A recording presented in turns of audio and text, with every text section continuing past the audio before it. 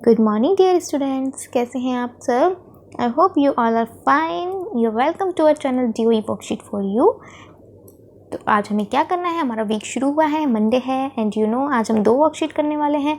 तो सबसे पहला काम हमें क्या करना है, एक प्यारी सी स्माइल करनी है आपको, और इस प्यारी सी स्माइल के साथ आपको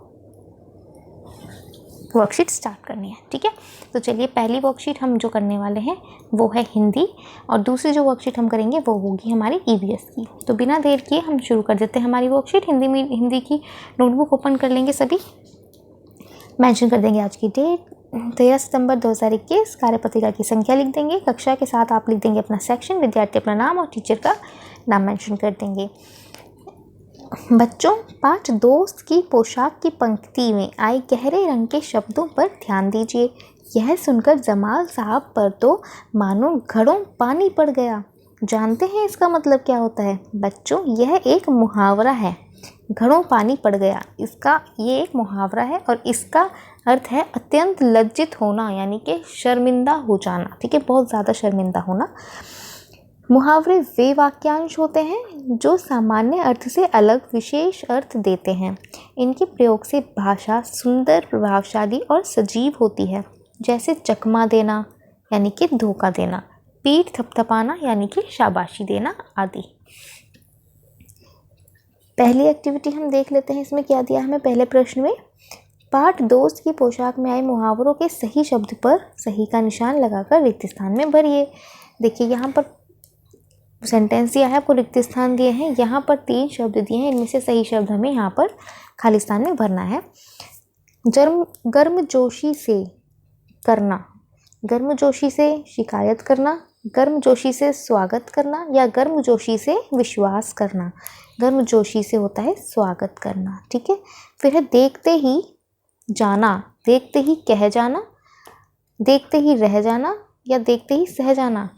बोलते हैं ना कि मैं तो देखता ही रह गया, या वो इतना टैलेंटेड है, मैं तो पहली बार उसको ऐसे देखा और मैं तो देखती ही रह गई, तो वो देखते ही रह जाना। ठीक है, दोनों में ये आंसर है। सेकंड है, नीचे कुछ मुहावरों को चित्रात्मक रूप में दर्शाया गया है। संकेत पेटी का प्रयोग करते हुए सही मुहावरे पहचान कर लिखिए तथा उनका वाक्यों में प्रयोग भी कीजिए। पहला है हक्के बक्के रह जाना, ऊँट के मुंह में जीरा, बंदर क्या जाने अदरक का स्वाद, हेरा फेरी करना, घर की मुर्गी दाल बराबर, कोलू का बैल, एड़ी चोटी का जोर लगाना। तो यहाँ पर हमें इन्हें चित्र के हिसाब से लिखना है। चलिए यहाँ पर देख लेते हैं, नंबर दे देते हैं हम जैसे हम करते हैं, पहला, दूसरा और यहाँ पर है तीसरा। तो पहले में देखिए बंदर है और सामने अदरक है, तो इसका आंसर होगा बंदर क्या जाने अदरक का स्वाद। दूसरा है ऊँट और सामने रखा है जीरा, तो ऊँट के मुंह में जीरा, तो यहाँ पर आ जाएगा ये रहा ऊँट के मुंह में जीरा। फिर है थर्ड, एड़ी चोटी का जोर लगाना। देखो कितनी मेहनत कर रही है ना चींटी, इसको बोलते हैं एड़ी चोटी का जोर लगाना। ठीक है, तो आप इन मुहावरों को यहाँ पर लिख देंगे और इनसे जुड़े कोई भी वाक्य बनाएंगे। ठीक है, बंदर क्या जाने अदरक का स्वाद, इसका मतलब है कि किसी को सही प्रकार का ज्ञान ना होना। मुहावरा लिखेंगे और नीचे वाक्य बनाएंगे आप। ठीक है, इसके लिए आप अगर चाहें तो घर में बड़ों की सहायता ले सकते हैं या अपने टीचर से संपर्क भी कर सकते हैं। ठीक है, ऊँट के मुंह में जीरा और यहाँ पर है एड़ी चोटी का जोर लगा देना। चलो आओ बातचीत करें। चलो एक एक वाक्य हम यहाँ पर आपको बता ही देते हैं। जैसे मुहावरा पहला है, बंदर क्या जाने अदरक का स्वाद। इसका मतलब ये होता है कि किसी अज्ञानी होना। ठीक है, किसी को किसी चीज़ का ज्ञान ना होना। तो हम इस तरीके से कोई भी वाक्य बना सकते हैं कि रमेश ने यह मूर्ति नहीं खरीदी, उसको इसका मोल नहीं पता, मतलब उसको इसकी कीमत नहीं पता कि ये कितनी ख़ास है। तो बंदर क्या जाने अदरक का स्वाद, उसको इस मूर्ति की कोई वैल्यू नहीं है। दूसरा है मुहावरा ऊँट के मुंह में जीरा। इसका मतलब जैसे अगर पहलवान को 2 रोटी दी जाए तो वो भूखा ही रहेगा, इसे कहते हैं ऊँट के मुंह में जीरा। ठीक है, यानी कि कुछ बड़ा पाने की चाह लेकिन मिले थोड़ा ही। और थर्ड है एड़ी चोटी का जोर लगा देना। ये तो आपको दिख ही रहा है, यानी कि बहुत ज़्यादा मेहनत करना। तो सीता ने एड़ी चोटी का जोर लगा दिया लेकिन फिर भी सफल नहीं हो पाई, या सीता ने एड़ी चोटी का जोर लगा दिया लेकिन मीना से हार गई। ठीक है, इस तरीके से हम कोई भी वाक्य बना सकते हैं। आओ बातचीत करें में आते हैं। प्यारे बच्चों, साथ दिए गए चित्र को ध्यान से देखिए। आपको क्या लगता है कि चित्र में दिख रहा व्यक्ति और उसके पास खड़ा खरगोश क्या बातें कर रहे होंगे? अनुमान लगाकर उनके संवाद बातचीत को ज़ोर ज़ोर से बोलिए और कॉपी में लिखिए। यहाँ पर दोनों की बात जो भी हो रही है आप डायलॉग्स लिखिए, टीचर के साथ शेयर कीजिए। तो बच्चों, आपको आज की कार्यपत्रिका कैसी लगी अपने टीचर के साथ शेयर कीजिए, बताइए उनको अपने विचार। कोविड-19 के विरुद्ध अपेक्षित व्यवहार है, अपने हाथों को साबुन और पानी से नियमित रूप से धोएं। हिंदी की वर्कशीट यहीं समाप्त होती है। चलते हैं ईवीएस की वर्कशीट की ओर। चलिए, ईवीएस की वर्कशीट पर हम आ गए हैं। यहाँ पर डेट मेंशन करेंगे सभी बच्चे, नंबर लिख देंगे, क्लास के साथ आप लिख देंगे अपना सेक्शन, स्टूडेंट नेम और टीचर का नाम मेंशन कर देंगे। प्यारे बच्चों, मान लीजिए कि आपको बाज़ार से कुछ कॉपियाँ और मिठाइयाँ खरीदनी हैं।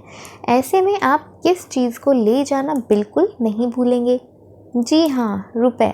रुपया ही वह चीज़ है जिसे देकर आप कोई भी सामान खरीद सकते हैं। तो बच्चों, आज हम रुपए यानी हम भारतीय मुद्रा, इंडियन करेंसी के बारे में जानेंगे।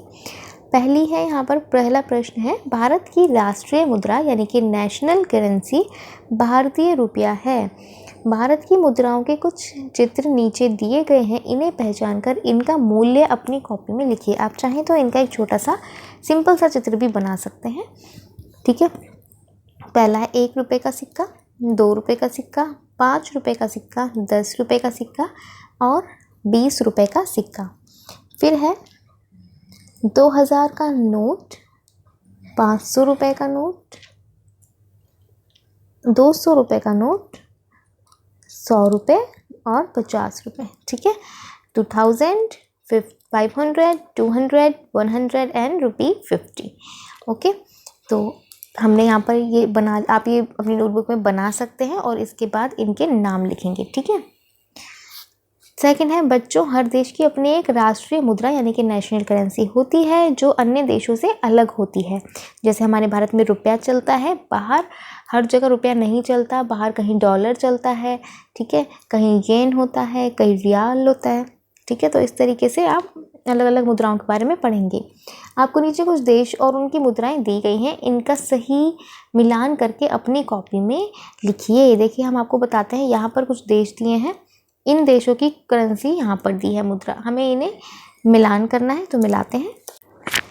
तो पहली है यहाँ पर फ्रांस की है यूरो। ठीक है, उसके बाद है ऑस्ट्रेलिया का तो नाम दिख रहा है, ऑस्ट्रेलियन डॉलर। इंग्लैंड का है पाउंड स्टर्लिंग। ठीक है, बांग्लादेश का टका, साउथ अफ्रीका रैंड और रशिया का है रूबल। ठीक, इसको सही से करते हैं, इसका है रूबल। तो यहाँ पर हमने मैचिंग कर दी है। आप सभी बच्चे इसको नोटबुक में लिख लेंगे और याद भी कर लेंगे। ठीक है, भारतीय मुद्रा के चिन्ह का एक फ्लैश कार्ड बनाइए। देखिए, भारतीय मुद्रा का चिन्ह ये है, पहले हम पूरा लिखते थे इस तरीके से रुपये। ठीक है, अब हमें यहाँ पर एक चिन्ह मिल गया है भारतीय मुद्रा का, तो हमें यहाँ ये फ्लैश कार्ड बनाइए। कार्डबोर्ड ले लीजिए, कोई भी गत्ता पतला सा जो भी घर में हो, आप किसी पुरानी नोटबुक का कवर भी ले सकते हैं गत्ता। उसके ऊपर आप वाइट शीट लगाइए या ड्राइंग शीट लगाइए और उस पर आप इस तरह का चिन्ह बनाकर ब्लैक कलर कीजिए। ठीक है, अपने टीचर के साथ शेयर करेंगे सभी मिलान। चलिए, अभिभावकों के लिए सुझाव है, भारतीय मुद्रा में समय के साथ आए बदलावों पर बच्चों के साथ चर्चा कीजिए। कोविड अप्रोप्रिएट बिहेवियर मैसेज है, keep maintaining physical distance of 6 feet और 2 यार्ड्स। तो आज की हमारी वर्कशीट यहीं पर समाप्त होती है। एक दूसरे से कम 2 गज की दूरी बना कर रखें। तो मिलते हैं अगली वर्कशीट के साथ। अगर आप हमारे चैनल पर नए हैं तो आपको करना है बहुत ही ज़्यादा ज़रूरी काम, वो है हमारे चैनल को सब्सक्राइब करना। प्लीज़ चैनल को सब्सक्राइब कीजिए।